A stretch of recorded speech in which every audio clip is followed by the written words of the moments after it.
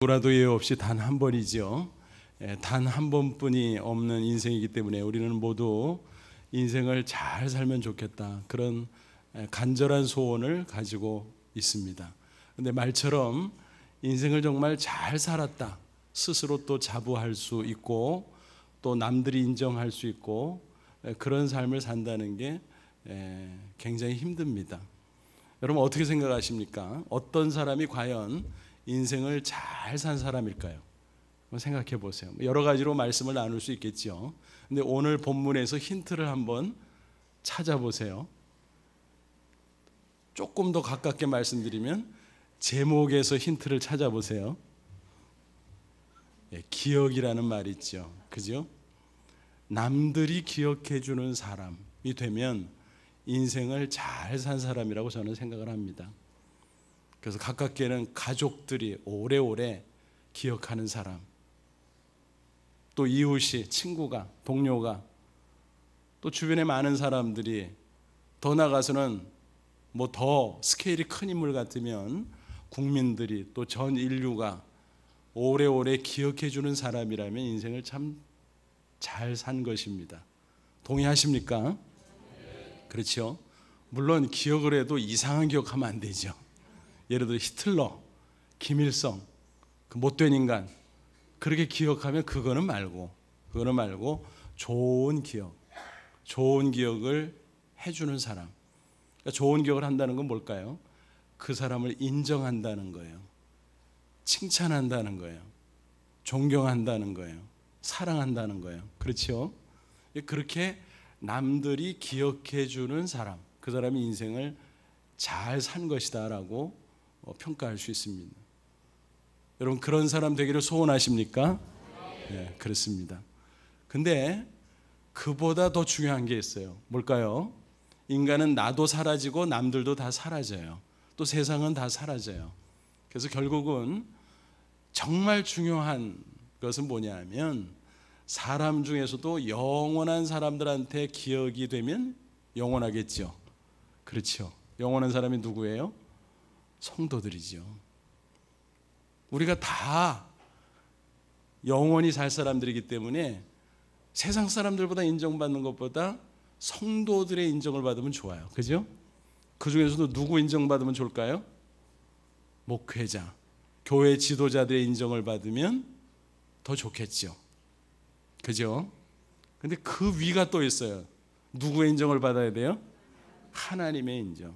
그래서 하나님이 기억하는 사람이 되면 인생을 참 잘 살았다, 그렇게 말할 수가 있을 거예요. 누구도 이의를 제기하지 않을 겁니다. 맞나요? 오늘 본문 성경에 바로 그런 사람이 나와요. 누굽니까? 고넬료입니다. 고넬료는요, 다른 사람들이 좋은 기억을 하고 있고, 물론 인생을 아직 끝내지는 않았지만, 그리고 특별히 하나님이 기억하는 사람이에요. 오늘 4절 말씀을 보면 그가 기도할 때 천사가 나타나서, 하나님의 사자가 나타나서 하나님의 말씀을 전해주는데 뭐라 그랬어요? 보세요. 4절. 고넬료가 주목하여 보고 두려워 이르되 주여 무슨 일이니까? 깜짝 놀라서 물었더니 천사가 이르되 내 기도와 구제가 하나님 앞에 상달되어 어떻게 해요? 기억하신 바가 되었나니. 그러니까 하나님이 기억하는 사람, 그런 뜻입니다. 여러분 조금 생각해 보세요. 하나님이 기억한다는 게 무슨 뜻일까? 여러분 하나님은요 전지전능하신 분이에요. 모든 걸 다 아세요. 그러니까 특별히 따로 기억한다는 말이 좀 어폐가 있어요. 그런 점에서 보면 뭐 다 아시는데 뭘, 누구든지 다 아시잖아요. 그죠? 전지하시니까. 그러면 여기서 하나님이 기억한다는 말은 일반적으로 아는 거랑은 좀 다르겠죠. 특별히 인정하고 칭찬한다는 의미에서 기억하신다라는 거예요. 그리고 조금 더 생각해 보면 뭘까요? 하나님이 자랑하고 싶어요. 이 사람은 정말 인생 잘 살아, 신앙생활 잘해, 많은 사람 앞에서 자랑하고 싶어. 고넬료가 바로 그런 사람이었다라고 하는 사실이에요. 그래서 하나님은 고넬료를 성경에 기록해 주셨어요. 그렇죠 여러분? 성경에 기록해서 많은 사람들이, 신앙의 후배들이 고넬료를 보고 정말 이런 사람이 됐으면 좋겠다. 신앙인의 모델이다. 하나님이 그렇게 자랑시키고 싶은 그런 인물이었다라고 하는 사실입니다. 그렇죠? 근데요, 성경적으로 보면 하나님이 기억하는 사람들이 또 성경 외에 기록된 데가 있어요. 어딘지 아십니까? 성경 보면요, 하나님의 책이 몇 가지가 있어요. 그 중에서 계시록 20장 15절 보면 생명책이라는 게 있어요. 그죠? 하나님 앞에 최후의 심판, 백보자 심판을 받을 때 그 행위책에 기록된 모든 것을 가지고 정죄 심판합니다. 그 심판받은 자는 영원한 사망, 둘째 사망을 당해요. 그 둘째 사망은 뭐죠? 불못에 떨어져서 영원한 고통과 형벌을 당하는 거예요. 불못이 뭐예요, 여러분? 저는 처음에 예수 믿을 때 그걸 읽고 시뻘겋게 달군 불인 못인 줄 알았어. 그랬더니 그게 아니라 뭐예요? 연못은 연못인데 불로 된 연못이에요. 그러니까 불구덩이, 한마디로 말하면. 여러분, 영원한 사망은 끝나는 게 아니라 영원히 사는데 정죄의 심판을 받고 백보자 심판, 최후의 심판을 받고 지옥불에 떨어져서 영원히 고통당하는 거예요. 그런데 그 심판을 면제받은 사람들이 있어요. 누구죠? 예수 십자가 복음을 믿는 사람들. 그 사람들은 그 심판에서 빠져요. 왜 빠질까요? 심판을 이미 받았기 때문에요. 다시 심판받을 일, 그게 무슨 소리야? 직접 받은 건 아니고 누가 대신 받았어요? 예수님이 십자가상에서 대신 심판받은 거예요. 믿는 저와 여러분을 위해서. 믿으십니까?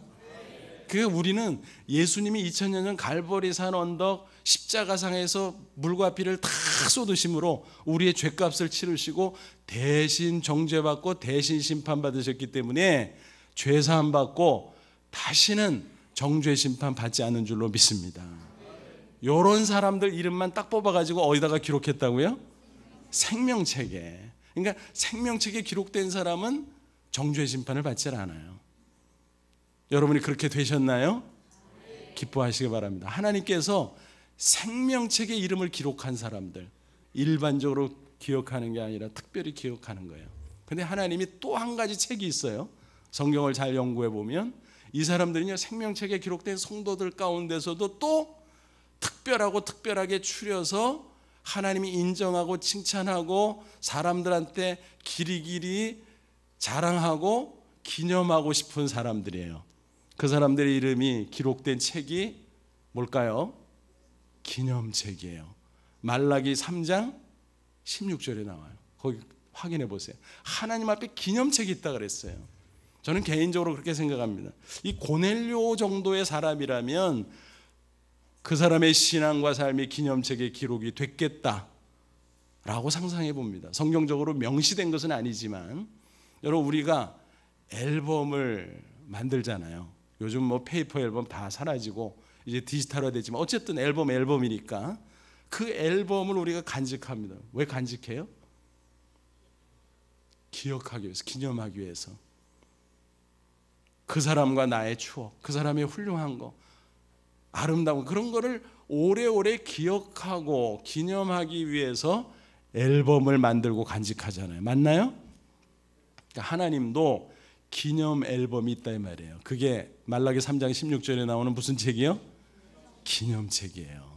저는 그래서 이 고넬료가 기념책에 그 이름과 그의 신앙과 그의 이 땅에서의 아름다운 삶을 기록으로 남겨진 그런 인물이 아니겠는가라고 상상을 해봐요. 어쨌든 오늘 본문에 등장하는 고넬료는 사람들도 좋게 기억할 뿐만이 아니라 특별히 하나님이 기억하는 사람이라는 사실을 알 수가 있습니다. 그럼 이 고넬료는 어떤 사람인가? 그 사람의 프로필을 먼저 보죠. 1절 보니까 뭐라고 되어 있어요? 같이 한번 읽어볼까요? 시작. 가이사랴에 고넬료라는 사람이 있으니 이달리아 부대라는 군대의 백부장이라. 이 사람의 프로필이 어떻게 되어 있어요? 로마 군인이네. 그러니까 유대인이 아니죠? 이방인이에요. 그리고 이달리아 부대에 속한 백부장이네. 계급은 백부장. 백부장이면 100명 군사를 거느려. 그러니까 우리식으로 말하면 중대장 정도 돼요. 뭐 바풀떼기 3개 별거 아니네 그렇게 생각할 수 있을지 모르지만 그 당시에는 그 위세가 대단해요. 왜냐하면 가이사랴라고 하는 것은 대도시인데 거기에 주둔하는 로마 군인들 가운데 백부장 정도면 대단해요. 왜 그러냐면은 일제강점기에 일본 순사들 한번 생각해 보세요. 순사는요, 말단이에요, 말단. 근데 이 순사들이 얼마나 세도를 부리고 얼마나 이 백성을 못 살게 굴었는지 몰라요. 그죠? 그건 로마 군인들을 그렇게 생각하면 돼요. 그러니까 일개 로마 병졸도 대단해요. 근데 100명을 거느리는 백부장이라고 하면 어때요? 어마어마한 거예요. 그 세도가. 그래서 그 권력을 가지고 막 식민지 백성들을 못 살게 굴고 뭐 포탈하고 막 그런 짓을 일반적으로 많이 했어요. 근데 이 사람은 좀 다른 것 같아. 어쨌든 이 사람은 이방인 로마 군인 백부장이구나 하는 거 알 수 있죠.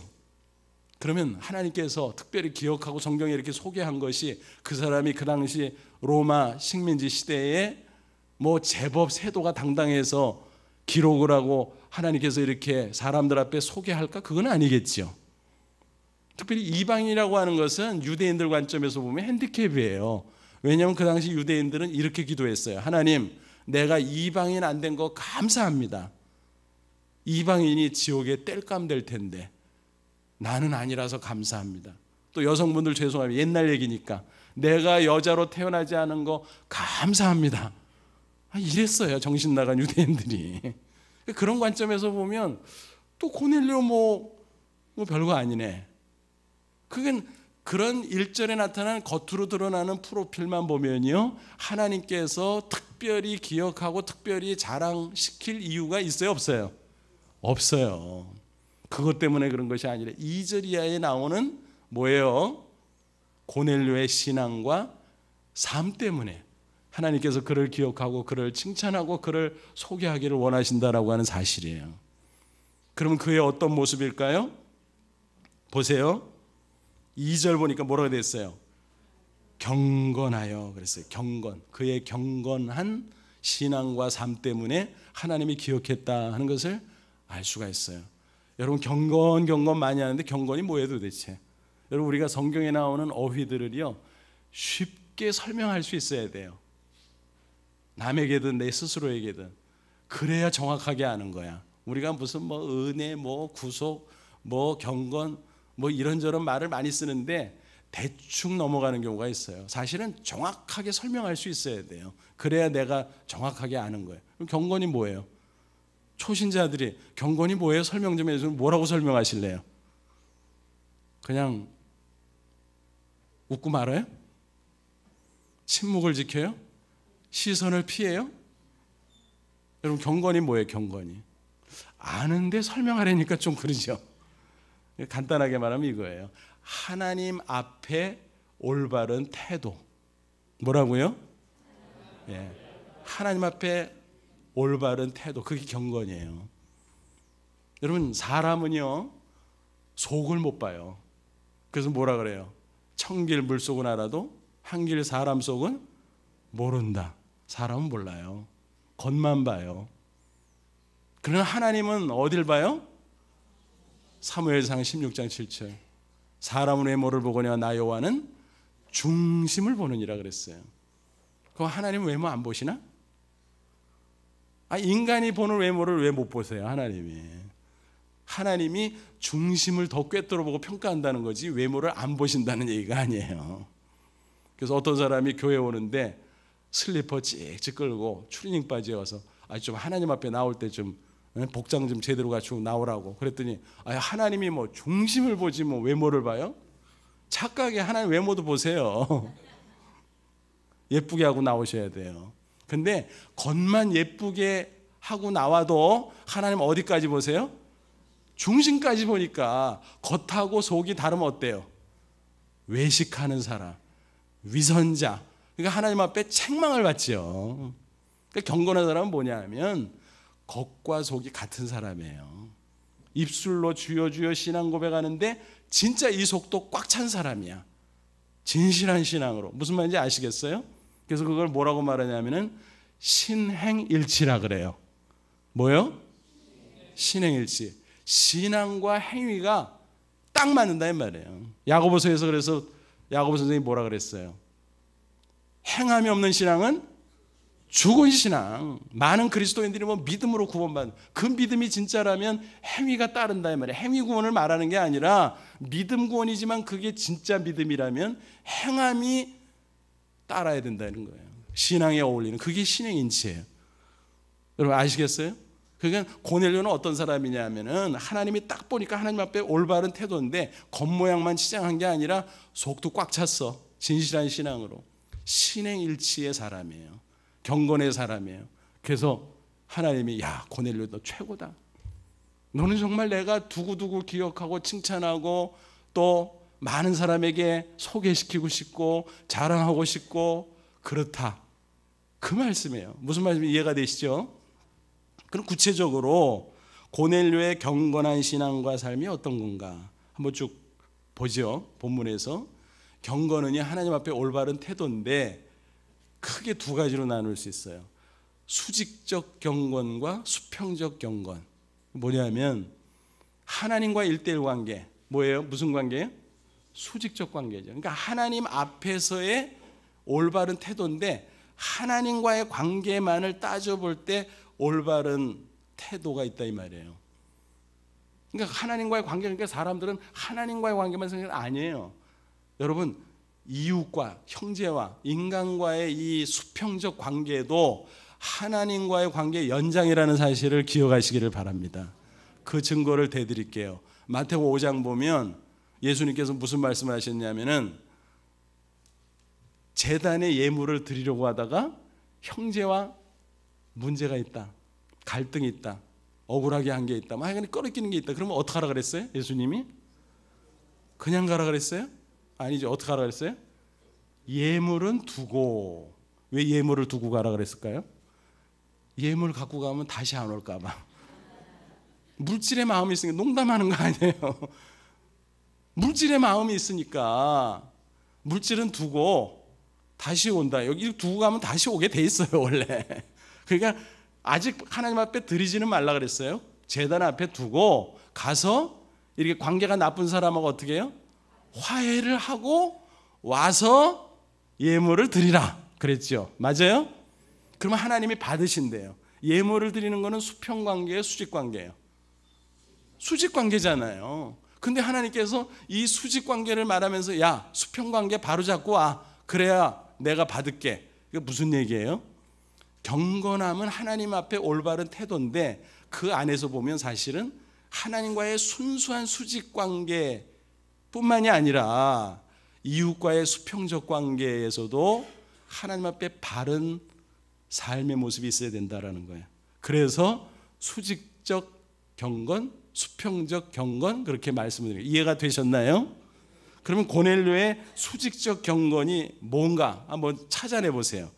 2절에서 찾아내면 뭐예요? 기도죠. 기도. 하나님을 경외하며 항상 기도하더니 그랬어요. 그 당시 경건한 유대인들은 전통적으로 어떤 기도의 습관을 가지고 있었지? 하루에 3번 기도했어요. 오전 9시. 그 당시 시각으로는 제3시라 그랬어요. 오전 6시부터 0시부터 이렇게 카운트했으니까 낮 시간을. 그래서 오전 9시, 정오, 오후 3시. 근데 이 고넬료도 그 3번의 기도의 전통을 따라서 매일 항상 기도했다는. 여러분 하루에 3번, 그것도 뭐 1분 하겠어요? 꽤 했겠죠. 이렇게 3번 기도하면요 사실은 거의 하루 종일 기도하는 거랑 마찬가지예요. 왜냐하면 시간 신경 써야 되잖아요. 그러니까 거의 하루 종일. 이 사람이 공무가 얼마나 바쁘겠어요. 그럼에도 불구하고 고넬료는 항상 하나님 앞에 기도했다라고 오늘 성경은 말씀하고 있습니다. 또 우리가 읽은 본문은 아니지만 뒤에 쭉 내려가다 보면 인근 도시에 있었던 베드로를 초청해 오죠. 그렇죠. 고넬료가 천사의 지시를 받고, 그죠? 그래서 베드로가 환상을 보고 이상하다 그러다가 고넬료가 보낸 하인들을 통해서 메시지를 듣고 왔어요. 원래 이방인 집에 안 들어가요, 유대인들은. 그러니까 베드로도 아직까지 그런 편견이 있었는데 이 베드로도 보재기 3번 왔다 갔다 하는 그런 환상을 봤잖아요. 3-4번 확증. 그래서 이상했는데 고넬료가 보낸 하인의 말을 들으니까 딱 맞는 거야. 아, 하나님이 이방인이지만 꺼리 끼지 말고 고넬료의 집에 가라는 거구나. 그래서 이방인들을 구원하라는 메시지구나 하고 베드로가 딱 갔잖아요. 근데 베드로가 딱 갔는데 그 뒤에 쭉 읽어보면 어떤 말씀이 나오나 보세요. 25절. 마침 베드로가 들어올 때 고넬료가 어떻게 했다고요? 맞아, 발 앞에 엎드려 절하니 그랬어요. 이거는 물론 올바른 행동은 아니에요. 근데 그만큼 하나님의 사자를 존경했다는 얘기예요. 그리고 사도 베드로가 와서 하나님의 말씀을 증거할 것이기 때문에 말씀을 사모하고 존중하는 그의 태도가 그렇게 표현된 거다라는 것입니다. 베드로가 이러지 말라고, 나도 사람이니까 그러지 말라고 하고 이제 서로 대화하면서 쭉 전개가 되는데 33절 보세요. 이제 고넬료가 경위를 설명하는, 왜 당신을 초청했는지 아십니까? 베드로한테 말하는데 뭐라 그랬어요? 내가 오고 당신에게 사람을 보냈는데 오셨으니 잘하였나이다. 이제 우리는, 그 다음이 중요해요. 주께서 당신에게 명하신 모든 것을 어떻게 해요? 듣고자 하여 다 하나님 앞에 있나이다 그랬어요. 무슨 얘기예요? 고넬료는 말씀을 사모하는 사람이에요. 그러니까 하나님과의 수직적 관계 속에서 늘 기도하고 하나님의 말씀을 간절히 사모하고 또 정확하게 기록은 되어 있지 않지만 예배를 사모하고 그런 사람이었을 거예요. 그러니까 하나님이 보니까 너무 이쁜 거야. 여러분, 목사가 앞에서 예배 이렇게 인도하다가 이렇게 보면 다 보여요. 근데 어떤 사람들은 그래, 나오면서 목사님 죄송합니다, 오늘 졸았습니다. 그럼 제가 웃으면서 못 봤어요 그래요. 진짜로 안 보여요. 조는 사람들은 잘. 누가 보이는지 아세요? 이쁜 사람들, 얼굴 이쁜 사람들이 아니라 예배를 잘 드리는 사람은요, 영적인 교통 가운데서 딱딱딱딱 눈에 들어와요. 무슨 말인지 이해가 되세요? 그러니까 하나님이 기억하는 사람은 어떤 사람이냐? 하나님을 사모해서 기도하고 예배하고 말씀 듣고 그런 것을 좋아하는 사람을 하나님이 주목하시고 기억하신다라고 하는 거예요. 무슨 말인지 아시겠어요? 그러니까 하나님이 이렇게 보니까 고넬료가 너무 이쁜 거야. 그 바쁜 와중에 하루에 3번, 그러니까 거의 하루 종일 기도하다시피 하지요. 말씀을 그렇게 간절히 사모하지요. 또 예배를 그렇게 잘 드리죠. 그러니까 야, 고넬료 이쁘다 이렇게 된 거예요. 이게 고넬료의 뭐라고요? 수직적 경건의 모습이에요. 그 다음에 또 뭐가 있다 그랬어요? 수평적 경건. 찾아내죠. 2절 뭐가 있어요? 온 집안과 더불어 하나님을 경외하는, 뭐냐면 가정신앙이에요. 가정신앙. 여러분, 우리가 개인적으로 신앙생활을 하죠. 내가 개인적으로 믿고 구원받고 개인적으로 하나님 앞에서 복을 누리지만, 그러나 내 신앙이 참이라면요, 이것이 번져나가게 돼 있어요. 어디서부터 번져나가요? 가족들에게. 그래서 빌립보 간수장에게 바울이 뭐라 그랬어요? 사도행전 16장 보니까 주 예수를 믿으라, 그래야면 너와 내 집이 구원을 얻으리라. 각 개인이 믿음으로 구원받지만 한 사람이 참 믿음으로 구원받으면 그것이 번져나가서 가족 복음화가 된다라고 하는 그런 사실이에요. 그렇기 때문에 여러분, 오늘 예수 믿고 1년 전까지 봐줄까요? 믿은 사람은 조금 봐줄 수 있지만 적어도 몇 년, 10년, 20년 믿었는데 가족들이 아직 안 믿는다. 그럼 그건 문제가 있는 거예요. 제가요, 불신 가정에서 태어나서 대학교 3학년 때 예수 믿었어요. 핍박을 무지무지 받았어요. 근데요, 결국은 하나님이 그 사람들이 다 돌아와요. 어머니부터 형제들 다. 그러니까 하나님이 그게 원리예요. 내가 제대로 믿으면 다 복음화 시켜줘요. 근데 그게 쉬운 거는 아니에요. 저도 핍박을 얼마나 받았는지 몰라요. 또 신학 간다 그러니까 더 난리잖아요. 온 식구들이. 그러니까 알아요. 제가 불신가정, 그 가정이 복음화되지 않은 그 사람들의 그 마음 상태나 그런 처지, 그걸 제가 잘 알고 얘기하는 거예요. 무조건 얘기하는 게 아니에요. 여러분 가운데 혹시 가정 복음화가 안 된 분들 있습니까? 오늘 다시 문제의식을 가져요. 뭐가 문제냐면요, 해도 전도가 안 돼요. 그리고 가족들한테 내 삶이 다 보이니까 내가 말하는 게 맥히지 않을 때도 있잖아요. 그러다 보니까 반발도 있고 이게 잘 안 돼요. 그러니까 어때요? 그냥 내가 편안하게 나만 겨우 믿자, 이런 심리가 생겨요. 해도 안 된다 이런 생각. 그러니까 나중에는 기도도 안 해요. 여러분 그거는 잘못된 거예요. 내가 예수 믿으면요, 여러분 여쭙겠어요. 천국 믿어져요? 지옥 믿어져요? 근데 같은 이부자리 덮고 자는 사람 지옥 가도 전혀 괜찮아요? 내 자식 좋은 대학 가는 건 좋으면서도 지옥 가는 거는 상관 안 해요? 말이 안 되지. 말이 안 되지. 그냥 가정 보고만은요, 이거는요 하나님 앞에서 기본이에요, 기본. 그래도 안 되는 건 하나님이 아직 때가 안 돼서 해줄 뿐이지, 어쨌든 우리가 그거에 대한 의식을 가지고 그거에 대해서 기도하고 그거에 대해서 최선을 다하고 그거만큼은 놓지 말아야 된다라는 거예요. 고넬료는 이방인데도 하나님을 믿게 됐고, 자기가 하나님 믿고 나니까 천국과 지옥이 믿어지잖아요. 영적인 세계가 믿어지잖아요. 그러니까 가족들한테 전도를 안 할 수가 없었어. 그래서 가족들을 다 변화시켜서 어떻게 했다고요? 온 지방과 더불어 하나님을 경외하며. 그러니까 하나님 볼 때 얼마나 이뻐, 그죠? 그 다음에 또 읽어가다 보니까 뭐가 있어요? 백성을 그냥 구제하고도 아니고 뭐예요? 많이 구제하고 그랬어요. 많이. 여러분 아까 말씀드렸잖아요. 그 당시 로마 군인들은 아주 얼마나 포악한지 몰라요. 막 식민지 백성 짓밟고 막 뺏고 막. 근데 이 고넬료 백부장은요 거꾸로 했어요. 자기의 권력과 재물을 풀어서 사람들을 섬기고 식민지 백성들을 잘 도와주고 그랬다라고 하는 사실이에요. 여러분 얼마나 그렇게 잘 했는지 말씀을 쭉 읽어가다 보면요, 하인들이 심부름 가가지고 베드로에게 자기들이 왜 왔는지 설명하면서 자기 그 상관인 고넬료에 대해서 뭐라고 얘기하나 보세요. 그 사실 하인들 입장에서 그 얘기 안 해도 되는 거야. 근데 굳이 얘기했어. 그거는 그만큼 고넬료를 존경하고 사랑한다는 반증이에요. 그죠? 22절 보세요. 22절. 그들이 대답하되, 베드로하고 대화하는 거예요. 하인들이 얘기하는 거예요. 백부장 고넬료는 의인이요 하나님을 경외하는 사람이라 유대 온 족속이 어떻게 해요? 칭찬하더니 그가 거룩한 천사의 지시를 받아 당신을 그 집으로 청하여 말을 드리라 하느니라. 그러면서 고넬료에 대해서 막 설명하는데 유대 온 족속이 칭찬한대요. 그 사람이 얼마나 이웃과의 관계, 심지어는 식민지 백성들과 관계가 좋았는가. 그 유대인들이 은근히 로마 군인들을 싫어하잖아요. 근데 칭찬하고 존경할 정도면 고넬료가 얼마나 잘했는지 상상할 수 있겠죠.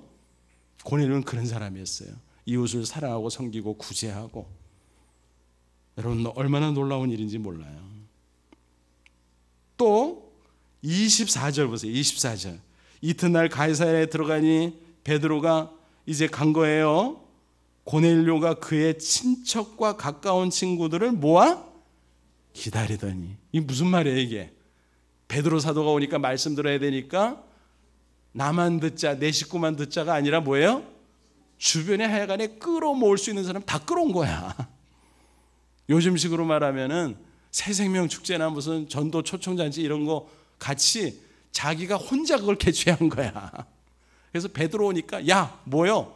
뭐 부하들, 상관, 뭐 동료, 뭐 친구, 뭐 친척 할 것 없이 그냥 싹 자기가 끌어모을 수 있는 다 모으는 거예요.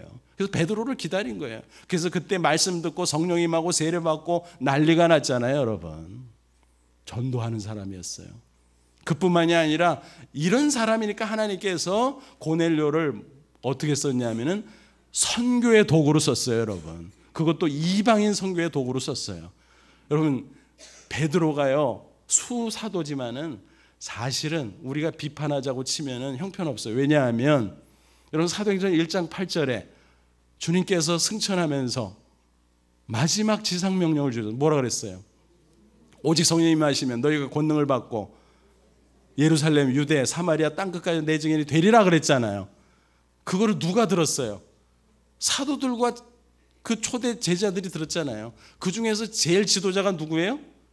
베드로잖아. 근데 베드로가 무슨 짓을 했어요?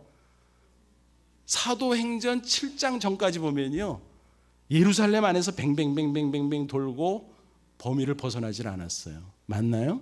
그러니까 뭐예요?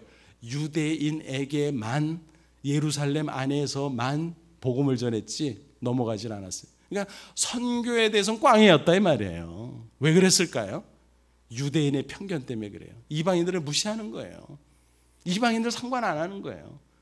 주님의 마음은 유대인이든 이방인이든 모든 족속이 예수 믿고 구원받기를 원하시는데 수사도라고는 베드로 자신의 마음은 그게 없는 거예요. 그러니까 주님께서 어떻게 기다리다가 이 못된 놈들 그래가지고 예루살렘 교회에 충교교법으로 사도행전 7장에 뭐를 줘요? 스데반 순교 사건. 저는 그걸 보면서 옛날에 그런 생각했어요. 주님은 참 비효율적이시다. 왜냐하면 예루살렘 초대교회 집사가 몇 명이었어요? 7명. 그 중에서 가장 우수한 집사가 누구예요? 스데반. 그럼 가장 찌질한 집사는 누구예요? 잘 몰라. 그렇지만 어쨌든 있을 거야. 그러면 한 사람 딱 표본으로 순교하게 하려면 효율적으로 하려면 누구 데려가야 돼요? 찌질이. 근데 예수님은요 누굴 골라서 선교의 제물로 받았다고요? 순교 제물로? 스데반을. 야, 하나님 참 이상하다 생각해서. 근데 그게 보니까 여러 의미가 있지만 그 중에서 하나가 뭐냐면 충교교법이더라고. 다 놀래. 야, 스데반이 어떻게 순교하냐? 근데 스데반의 순교를 통해서 정신이 번쩍 난 거예요. 그리고 그 현장에 누가 있었어요? 사악한 사울이 있었잖아요. 천사처럼 죽어가는 스데반을 보고 쇼크를 받은 거예요. 겉으로는 막 살기가 등등했지만 쇼크를 받은 거예요. 사도행전 8장 1절 보면은 재미있는 말이 있어요. 예루살렘 교회가 그 스데반 순교 사건을 기점으로 핍박을 받고 퍼져요. 어디로 퍼지나 한번 보세요. 8장 1절. 어디로 퍼져요? 유대와 사마리아와 모든 땅 비슷한 말로 바꾸면 뭐예요? 땅끝. 어디서 많이 구경한 건데? 1장 8절. 재밌게 또 8장 1절이야. 거꾸로야. 그래서 밥 쇼그렌이라고 하는 선교신학자 그런 얘기했어요. 사도행전 1장 8절 안 지키면 1장 8절 안 지키면 8장 1절 꼴난다 그랬어요. 무슨 얘기인지 아시겠어요? 베드로가 이끌었던 예루살렘 교회가 예루살렘 안에서만 유대인에게만 복음을 전하니까 복음 전하는 게 나쁜 건 아니지만 주님의 명령과는 차이가 나잖아요. 이방인들한테 왜 복음을 안 전해? 왜 유대인 안 가고 사마리아는 안 가고 땅끝까지 안 가? 그러니까 스데반 순교 사건을 충교교법에서 흩어버리고 그러니까 사마리아 선교하죠. 이디오피아 구스 선교하죠. 그러다가 사도행전 11장 19절 이하를 보면 안디옥까지 갔는데 이 사람들이 뭐를 해요? 유대인 교포에게만 복음을 전해. 이런 한심한 사람들. 거기 가서도 이방인은 안 쳐다보고. 그때 무명의 사람들이 그곳에 와서 헬라인에게도 복음을 전해요. 복음의 역사가 막 일어나요. 정신이 없어. 근데 그 소문이 예루살렘 교회로 가서 누구한테 보고됐을까요? 베드로에게. 하나님은 이미 준비시켜놨어요. 베드로가 10장에서 고넬료 때문에 깨졌걸랑. 어떻게 바뀌었어요? 유대인들에 대한 편견을 가지고 있었는데 고넬료를 통해서 야, 이방인들에게도 성령이 임하는구나. 이방인들에게도 구원이 임하는구나. 그걸 인지하렀냐 이 바보야. 그게 베드로예요. 그게 무슨 얘기냐면은 고넬료를 통해서 베드로를 깨버린 거예요. 그게 10장이에요. 그리고 11장에 안디옥에서 이방인 선교가 막 이루어지는데 지도자가 없잖아요. 그러니까 그 소문을 누가 들었어요? 예루살렘 교회에서 베드로가 들었어요. 베드로가 10장에서 고넬료에서 깨지지 않았다면 편견 때문에 뭐라 그랬을까요? 그 안디옥에서 왜 이방인들한테 누가 복음을 전해? 그 미친놈들 아니야? 그 이단들 아니야? 이랬을 거예요. 근데 자기가 깨졌으니까 아하, 주님께서 안디옥에서 역사를 일으키시는구나 하고 제일 좋은 일꾼 누구를 보내요? 바나바를 보낸 거예요. 그래서 바나바가 막 하니까 감당이 안 돼. 그래서 다소에 가서 있는 누구를 데려와요? 사울을. 주님께서 이미 또 9장에서 사울을 뒤집어 놨잖아요. 그래서 사울이 나중에 바울도. 그래서 안디옥 교회가 이제 부흥하고 그리고서 13장에 가면은 선교사를 파송하잖아요. 그죠? 그러니까 그런 선교의 역사의 흐름을 쭉 볼 때 10장에 나오는 고넬료는 뭐예요? 선교의 위대한 도구로 쓰인 거예요. 이해되세요? 그가요, 하나님의 이 고넬료를 얼마나 기뻐하시는, 사랑하는, 칭찬하는 그런 건지 몰라요. 수직적 경건, 항상 기도하고 예배 사모하고 말씀을 사모하고 수평적, 온 가족이 다 하나님을 믿고 또 어떻게 해요? 구제하고 식민지 백성들까지 막 섬기고 또 사람들 끌어모아서 막 말씀 듣고 전도하게 하고, 그리고 더 나아가서는 베드로를 변화시켜서 선교하고. 그러니까요, 이렇게 볼 때 100점이에요. 이건 100점. 그러니까 하나님이 기억하는 거예요. 여러분 아시겠어요? 저와 여러분이 고넬료 같이 사람들이 기억하는 사람, 특별히 영원히 같이 사는 성도들에게, 목회자들에게 기억되는 사람, 그리고 가장 중요한 거 하나님에게 기억되는 사람 되시기를 축원합니다. 그러면 인생 잘 사는 거예요. 신앙생활 잘하는 거예요. 제가 끝으로 두 분, 남자 대표, 여자 대표 한 분씩 저희 교회 분들 소개하고 말씀에 들어가겠습니다. 오래전에 천국 가신 안수 집사님인데 그분은 유아세례 교인이었어요. 그런데 방학을 길게 하셨어. 그래가지고 50대 중반에 뇌수술을 받다가 병상에서 회개했어요. 어머니가 그렇게 돌아올 걸 위해서 기도했어요. 돌아가면서 유언하셨는데 그래도 안 돌아왔는데 뇌수술하다가 회개하셨어요. 그러고 와가지고 입교를 57세인가 8세인가 정확하지 않은데 그때 입교를 받으셨어요. 유아세례 교인이. 방학이 꽤 길었죠. 근데 이분이 보충하기라도 하는 듯 그때부터요 얼마나 열심인지. 아니 예배라는 예배는 다 참석해. 새벽 예배, 3일 예배, 금요 예배, 구역 예배, 뭐 또 모임은 뭐 남전도회 무슨 모임 하여간에 싹 하는 거예요. 그리고 마음 맞는 분들이랑 같이 노방전도 다니고, 또 나중에 이분이 이제 컴퓨터 개통 초기에 일하셨던 분인데 그걸 막 훈련받으면서 전문인 선교하겠다고. 그런데 이분이 워낙 젊었을 때 술을 많이 하셨어요. 담배를 많이 하시고 그 후유증이 뭔지는 잘 모르지만 폐암에 걸리셨어요. 그래서 저도 진짜 참 성도를 위해서 다 기도하지만 그분을 위해서 특별히 눈물로 기도했어요. 저는 인간적으로 하나님이 살려주실 줄 알았어요. 근데 육체니까 그걸 못 견디고 결국은 가시더라고요. 근데 그분이 유언이 뭐냐 하면은, 목사님, 마지막 시대 안디옥 교회 같이 선교하는 교회, 신반포 교회 멤버인 건 나 너무 감사하고 자랑스럽습니다. 그러면서 고맙습니다 그러고 한 가지를 얘기했어요. 유언, 내 둘째 아들 선교사로 꼭 파송해 주세요. 그 둘째 아들이 지금 목사가 되어서 키르기스탄에 선교사로 가 있습니다. 저는 그분을 잊을 수가 없어요. 가끔 생각나요. 그분의 그 수직적 경건, 수평적 경건, 이 수평적 경건 가운데 전도하고 선교 이것도 있지만요, 한 번은 이런 일이 있었어요. 지금 이제 오래 지났으니까 제가 얘기해요. 그 따님 일이라 사실은 괜히 좀 이런 게 안 좋을까 봐 제가 얘기를 안 했는데, 지금 뭐 미국 가서 시집 가서 잘 사니까 이제 뭐 맘 놓고 얘기하는데, 대학생 때인데 미술을 전공했어요. 그러니까 뭐 작업실에서 막 하다가 밤 늦게 오는데 택시를 탔는데 택시 운전수가 갑자기 택시 강도가 된 거야. 그리고 협박 전화가 막 온 거예요. 그래 어떻게 그래서 그때 실시간으로 저한테 전화 오래서 같이 기도하고 막 난리가 났는데, 뭐 중간 생략하고 그 택시 강도를 잡았어요.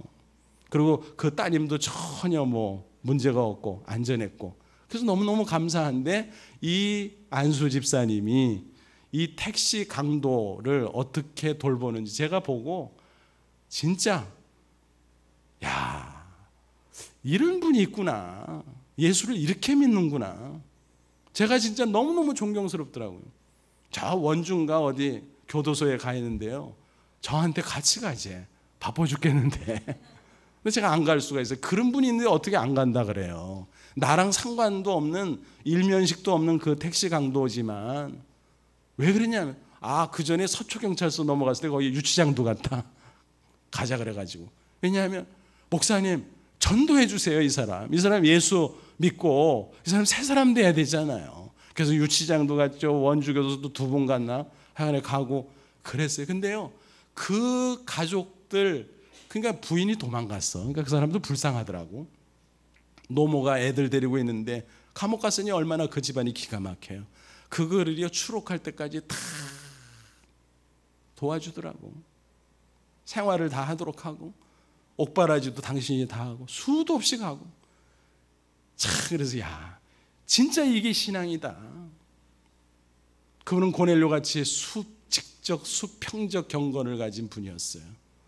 그분을 잊을 수가 없어요. 목사가 잊을 수 없으면 제가 외람되지만 확신할 수 있어요. 하나님도 특별히 기억하실 줄로 믿습니다. 여자 대표 한 분, 지금 생존하시는데 이제 임종이 가까우신 분이에요. 금년에 100세예요. 이분은 여러분이 간접적으로 아실 수 있는 분이에요. 소설가 황순원 씨 있잖아요. 소나기. 그 부인이신 권사님이신데 이분이 100세인데 한 1년, 2년 전까지만 해도 뭐 쌩쌩하시고 이분은 항상 성경을 90대, 97, 8세 제 이 휴대폰에도 스마트폰에도 그분이 성경 암송하던 걸 제가 일부러 찍어놨어요. 기념하려고. 제가 가끔 보려고. 그분이 뭐 또 이제 연세가 많으니까 언제 가실지 몰라가지고 잘 시편을 거의 다 외워요. 목사가 부끄러울 정도래요. 토요일 날 주보 나오잖아요. 그러면은 손주시켜서 어디 요즘 이제 인터넷 있으니까 또 인터넷으로 이렇게 해서 쉬워졌지만은 그 손주가 일부러 와가지고 주보 보고 다 알려줘야 돼요.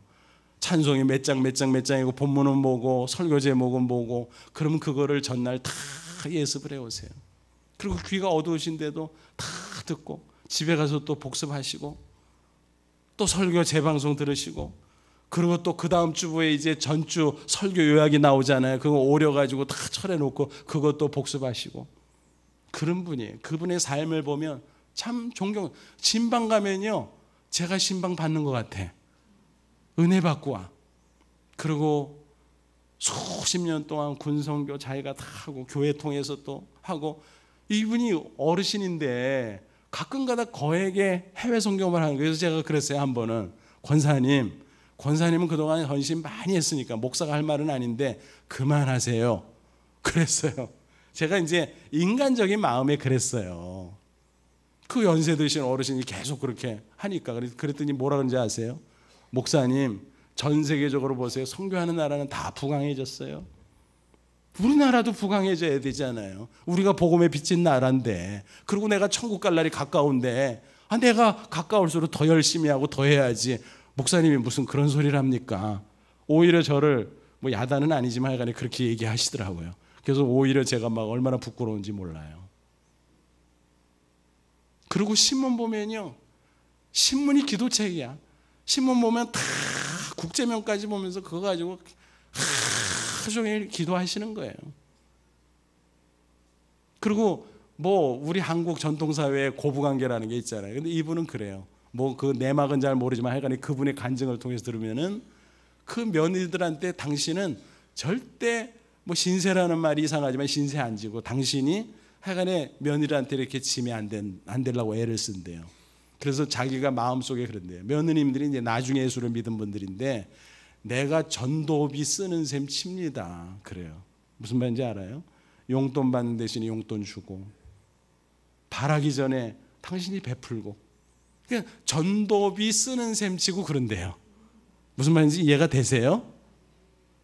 먼저 믿은 자로서 본이 되기 위해서 그렇게 한다는 거예요.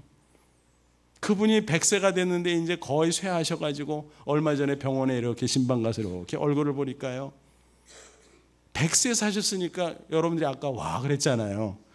진짜 오래 사셨어요. 저희 교회에서도 현재 최고령이에요.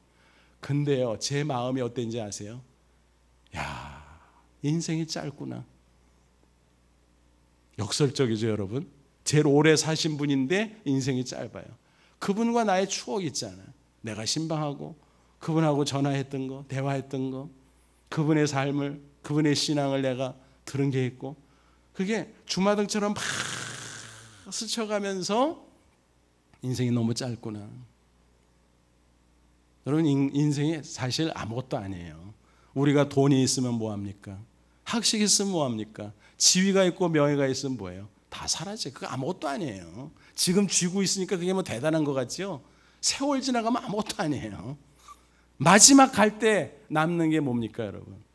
예수 믿음으로 천국 가고, 이 땅에서 하나님 위해서 정말 하나님 앞에 수직적 경건, 수평적 경건을 우리가 실천해서 하나님 앞에 인정받고 칭찬받은 그 흔적, 하나님이 기억하는 그 자료, 그것밖에 안 남아요. 맞나요? 참 슬펐어요. 인생이 짧구나. 근데 다시 제가 웃었어요.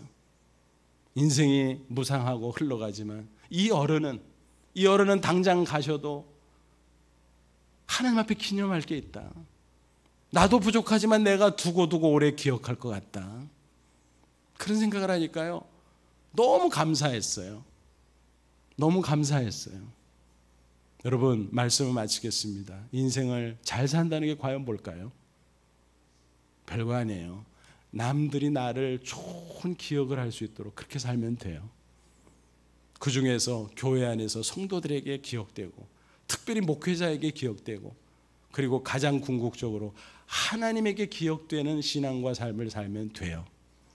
그게 최고로 잘 사는 인생인 줄로 믿습니다. 부디 고넬료처럼 하나님이 특별히 기억하는 멋진 인생 사시기를 주님의 이름으로 축원합니다. 기도하겠습니다. 자비로우신 아버지, 오늘 신일교회에서 서울남로에 남전도의 순회원신 예배 드리며 주의 말씀 받았습니다. 정말 우리가 한 번뿐인 인생 잘 살아야 되는데 걱정입니다. 우리가 부족하고 무지하고 완악해서 하나님 성령과 말씀으로 우리를 변화시켜 주셔서 오늘 말씀 받은 대로 고넬료같이 하나님이 특별히 기억하는 인생 살게 하옵소서. 우리 교우들이, 목회자가 특별히 기억하는 인생 살게 하옵소서. 그래서 이 세상 떠날 때 잘 살다 간다 고백하고 당당히 천국에 들어가는 우리가 될 수 있도록 역사해 주시옵소서. 예수님의 이름으로 감사하며 기도하옵나이다. 아멘.